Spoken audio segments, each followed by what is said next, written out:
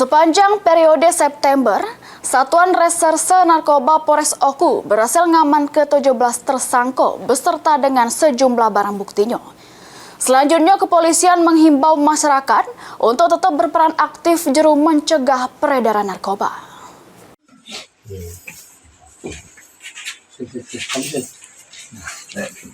Juru periode September 2025, Satuan Reserse Narkoba Polres Oku berhasil mengungkap 15 perkara serta berhasil ngaman ke-17 tersangka.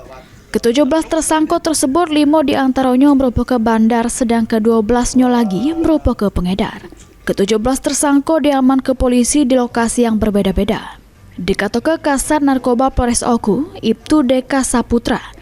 Dari tangan belasan tersangka, pihaknya berhasil ngaman ke barang bukti sabu-sabu seberat 50,44 gram, ganja seberat 65,8 gram, serta ekstasi sebanyak 9 butir dengan berat 8,42. Agustus sampai dengan September, Satuan Reserse Narkoba Polres Oku telah mengungkap sebanyak 15 perkara. Kemudian dari 15 tersebut kami amankan pelaku sebanyak 17 orang laki-laki, dan dengan peran masing-masing 5 orang bandar, 12 orang pengedar.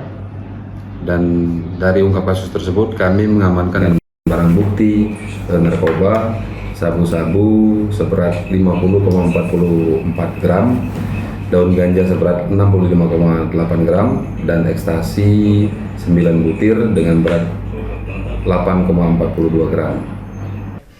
Polisi menghimbau masyarakat untuk tetap berperan aktif juru mencegah peredaran narkoba di Kabupaten Oku dengan ngejo informasi pada pihak kepolisian amun nemu ke hal-hal yang mencurigakan untuk ditindaklanjuti. Yunin Yuniki, PAL TV.